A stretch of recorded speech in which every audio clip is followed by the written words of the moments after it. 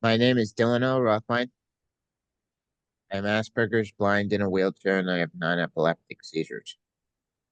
I'm a disability rights activist and a disability studies and neurodiversity scholar. I have a BA in history and I'm pursuing the rabbinate. My name is Margot. I have cerebral palsy. I have an associate's degree in liberal arts, and I am currently pursuing a BA in biology. I am a disability rights activist. For the first time in the history of my channel, we are going to have a guest, hopefully generate discussion about the history of neurodiversity. It is an honor and a privilege to introduce Judy Singer, who is very influential in the fields of disability studies because she coined the term neurodiversity and revolutionized the history of disability studies and autism history. The way we talk about neurodiversity is more broad than Jim Sinclair's or even Judy Singer's definition in her books. Judy Singer's ideas have gone on to influence many disability studies activists, from Jim Sinclair to Jason Roth. Neurodiversity is embracing all different types of minds and how every mind is valued as a part of the human race and accepted, and no mind is different is less valuable than another. Neurodiversity has become an umbrella term as well as a rallying cry for all different types of neurological differences in the human genome. And neurodiversity drives us together. This is the basis of Steve Silverman's neurotribes. I hope you will join me in welcoming Judy Singer to my channel. So the first question is, what is neurodiversity and what is it not? I'll start with what neurodiversity doesn't mean. It doesn't mean neurological disability. Obviously, the word diversity doesn't mean disability. It means a degree of variation within a location. So neurodiversity literally just means that every human mind is different, because no two minds are exactly alike. Even identical twins, if one has seen something the other has not, their brains have already diverged. But that's what it literally means. But what I really intended it for was a catchy name for the new movement of autistic self-advocacy. Diversity means just a degree of variation in a given location, which happens to be the planet where humans live. And so therefore, neurodiversity is a feature of the planet, and I just thought it was a really catchy name or word term as a banner that sort of caught the spirit of the times, which was, the rise of neuroscience, which was eclipsing psychodynamics, and it seemed much more scientific, and that was in that way much more legitimate. And diversity, so neuro just came. I basically, what I did was I switched neuro from a medical model version of the brain to a social model, to describe a way of being, I guess. And diversity. So neuro comes from, is kind of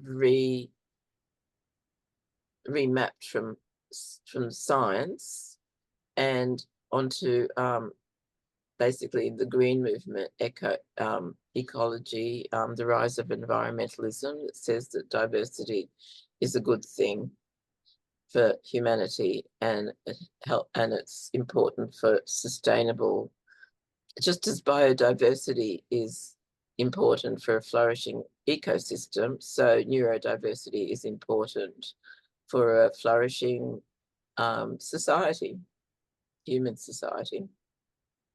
So a lot of people are using neurodiversity as though it meant people with neurological disorders, or, you know, the neurological other.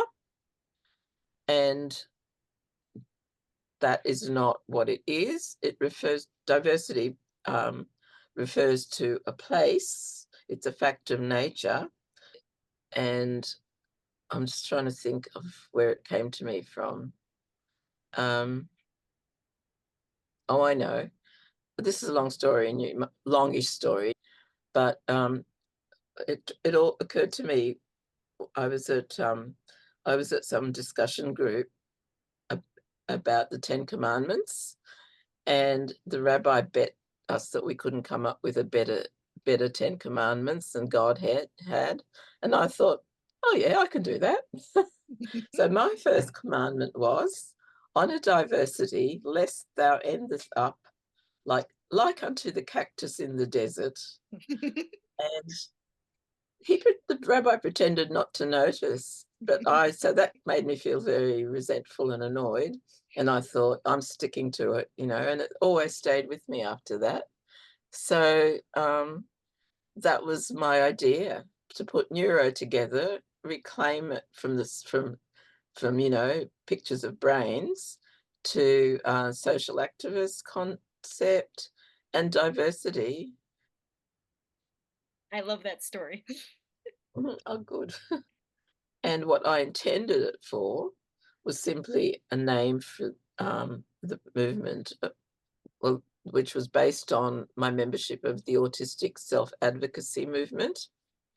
And then I realized that there were a lot of other people. We used to call them autistics and cousins, and that was people with ADHD and the DIS sisters, Lexia, Praxica, the other one.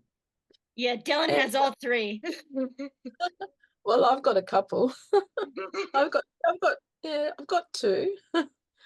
And Lexia, well, I'm hyperlexic, so, you know, you can't win.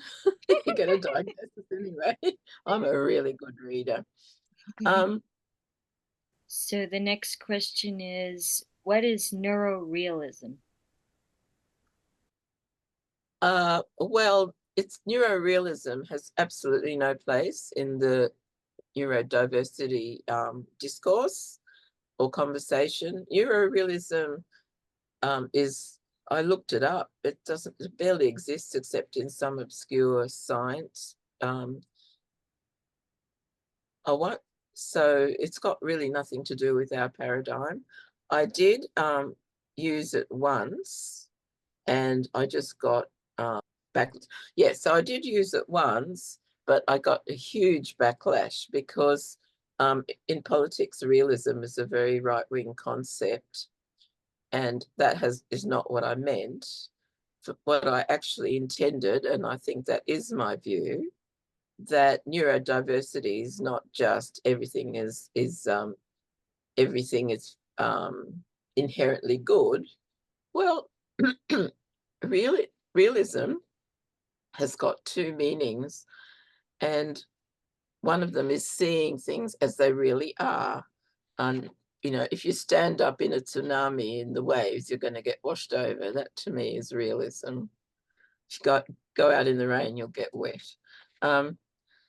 But it's also become a sort of trope for right-wing politics and, you know, hardline right-wing global politics sort of thing. And so when I suggested neurorealism, which I think is a good idea, because why it's important is because people seem to think that neurodiversity means everything is inherently good, and neurodiversity is not, or everyone is inherently good, and every neurological condition is inherently good, and that's not nature. Neurorealism means that we have to take strengths and weaknesses position. Yeah, and I also agree with you, like, you know, just biological reality shows you that not everything is a net good. But that's just my views. Yeah.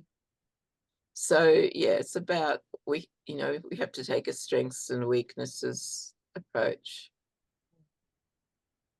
Or even there's that SWOT thing, you know, strengths, you do an analysis of yourself, your strengths, your weaknesses, your opportunities. Yeah, Dylan's doing that in her business graduate degree. Are you doing that? Yeah, Yes. that's part of the What's the assignment. what's the thing that I missed? Threats. Threats, yeah. Stress. Strengths, weaknesses, opportunities, threats. SWOT.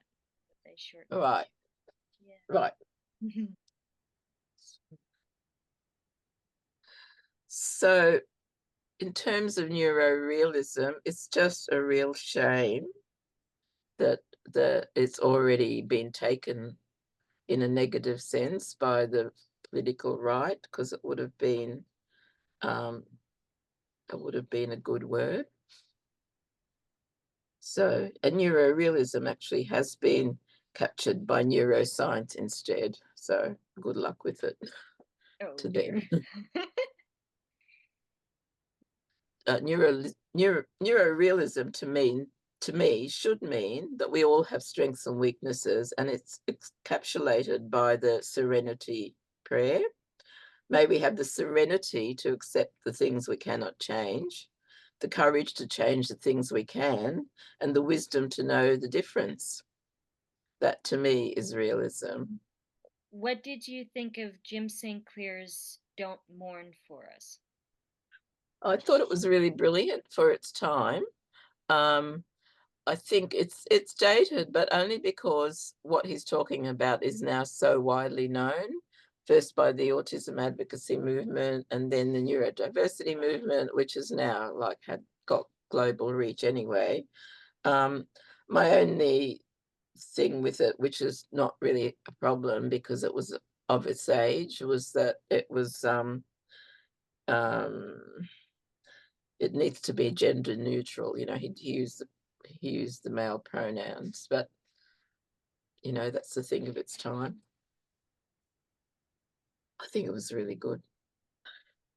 I like the fact that it moved away from disability as a tragedy to just another part of human diversity with strengths and weaknesses.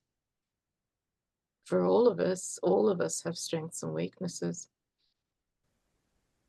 So the next question is, what do you think of the legacy of the neurodiversity movement and how has it changed over time? Well, obviously it's taken off in a big way because it's hard to believe, but you know, if you look up any big corporations policies, they've got a neurodiversity policy. If you look up, you know, in England, in the English government, you know, is also it's an item in English governments. I don't know about in America. What's it like? Maybe you can start give me some ideas? Is it taken off there? I think you can answer that one, Dylan. In academia, it has, particularly in disability studies. That's where it's most prominent. As far as in the government, not so much. Not to my best of knowledge. But definitely academically in disability studies, that's a huge part of it. Okay. And what about, you know, if you're going for a job interview, is there much awareness? So in America, we would default to the Americans with Disabilities Act. Mm-hmm. Okay. For accommodations. But as far as actual awareness in a job interview regarding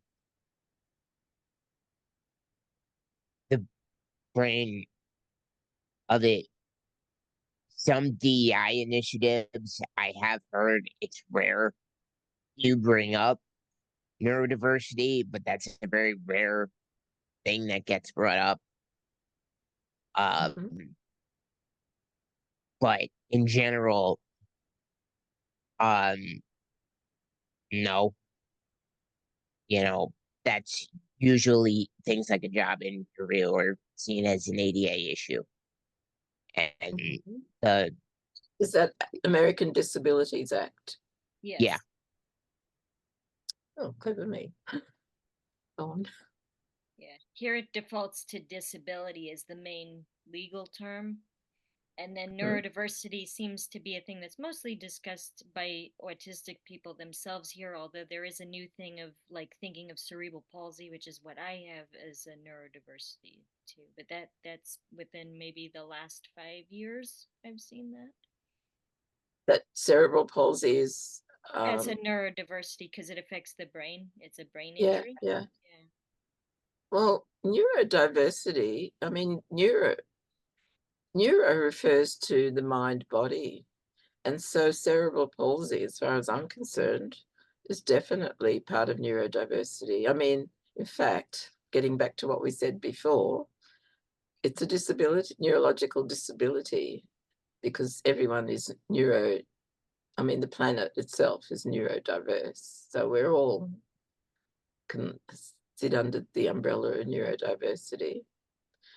So, I just wave my magic wand as it's the fairy godmother of neurodiversity and say, you're in part of Thank the you. gang.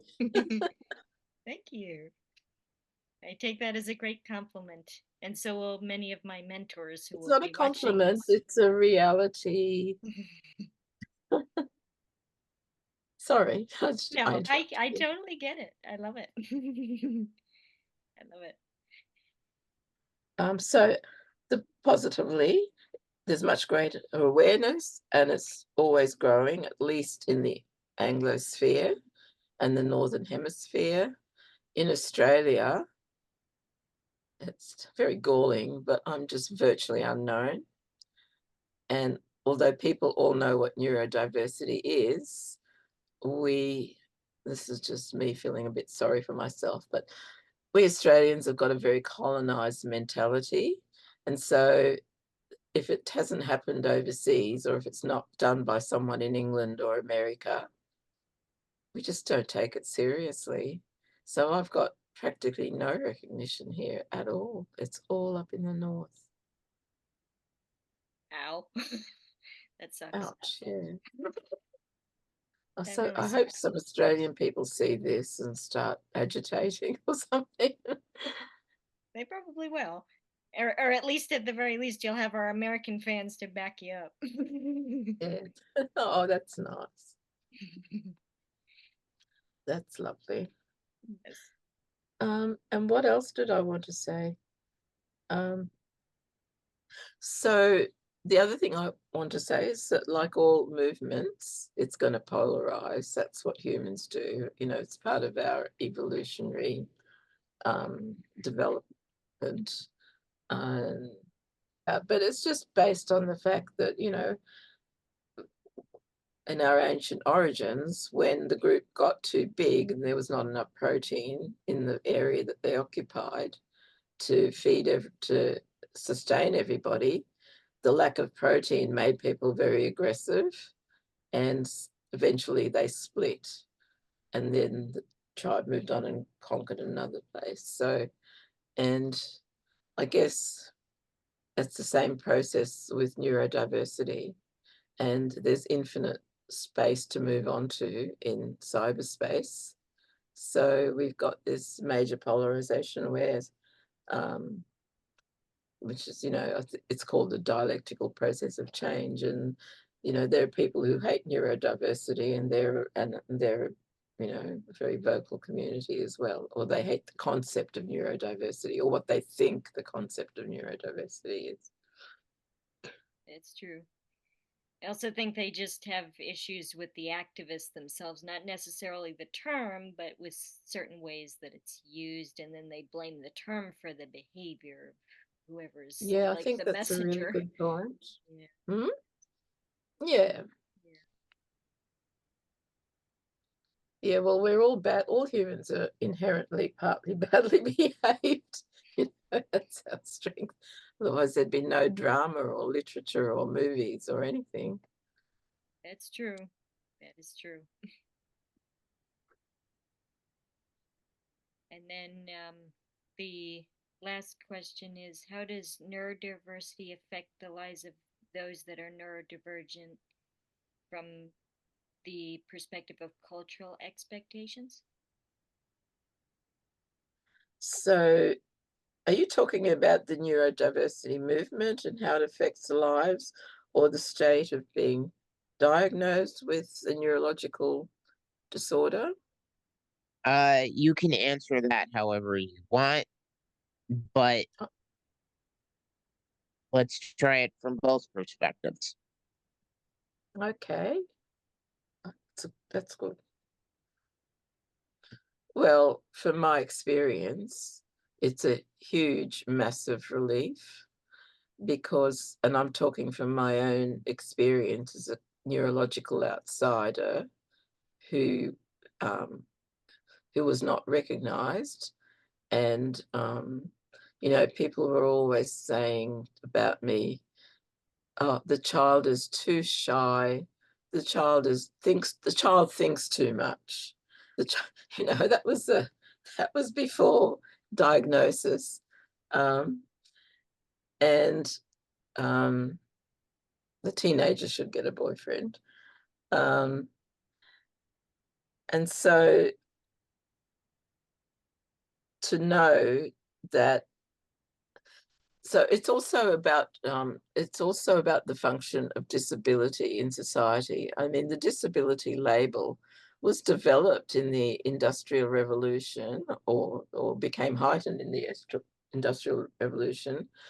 Well, it's been a huge relief to us because partly because it's an artifact of the welfare state, which seeks to distinguish between the worthy poor and the unworthy poor, the bludgers and the welfare scroungers.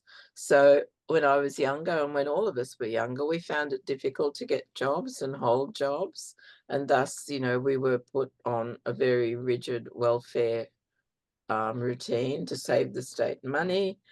And because we were considered bludgers or scroungers. Um, and then when we were able to point to what our society recognizes, which is neuroscience, which it sees as hard science and hard facts, we were let off the hook of being blamed for being not able to work, basically. And I won't even begin to talk about capitalism and its particular needs for certain types of individuals and not others, which I suppose, though, does bring us to the fact that the rise of the computer industry made a huge difference to us. And it was in my life as well, because I could never get a job, or found it almost impossible. I wasn't bubbly enough to be a receptionist or a secretary, or, that was all there was for women. And then along came the computer age, and they were taking everyone, and anyone who was clever women could actually, and women on the autistic spectrum could actually find themselves getting jobs. So, yeah. So that is why, part of the reason why it was so wonderful to finally get a diagnosis and be let off that hook. At the same time, to start to be valued as people with certain kinds of abilities and strengths and weaknesses. I think the question should be, how does the neurodiversity movement affect society? I think it's given society a much greater awareness. It's created much less pain and suffering for those people who are neurodivergent. It's given us an identity that we can be proud of. it's given us solidarity in terms of I'm autistic or I'm dyspraxic or I'm got ADHD or Tourette syndrome or I've got all four. We can all find a place and we can find our own tribe, if you like, or tribes. And it's just enriched society. Personally, I'm not a booster of capitalism, but you know, it's the best thing we've got. And it makes it, I'm just putting this in for people who love capitalism. It makes capitalism a lot more efficient. It's about finding horses for courses instead of what the welfare system state used to do, which was just cram square pegs into round holes, just get them off the dole or get them off whatever you call it in the United States. Yeah, sometimes we use the term dole and other times we use other less savory things for it, but Yeah. you get the idea. And the IT, when the computer industry came to Australia in the 70s, I got it straight into it. So I could get well-paid work for a woman, which was very unusual. But I really, really hated it. I mean, being autistic does not necessarily mean that you want to be a computer programmer, particularly not for women. Like, I mean, we're often writers. I'm a writer. My mother was a writer. My daughter is a writer.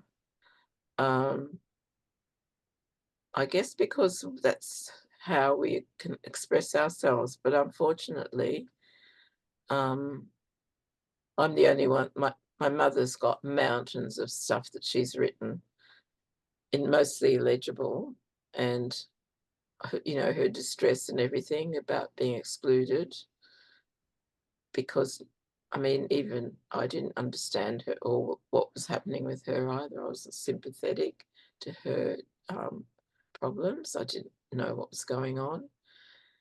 And it's just very sad how much of our lives is wasted. I've got journals a mile high of thoughts, which I'm afraid to read because they were pretty sad a lot of the time. And this movement or the realization of this disability, which put us into a position where we could form support groups and solidarity groups, just changed my life. And I've been able to get published. Well, I think that was a good answer. um, So we need to end on some kind of note, positive-ish note, positive note, or in, you know, something positive. I know. Well, I usually end with this saying that I've always quoted. So I often end my speeches with a quote from the French philosopher Simone Weil, who was active in the 1950s, 40s, and she said, "Every being cries out in silence to be read differently. Do not be indifferent to these cries." That's pretty nice, isn't it? yes. Yeah. So thank you so much for doing this. This was so much fun. Oh, good.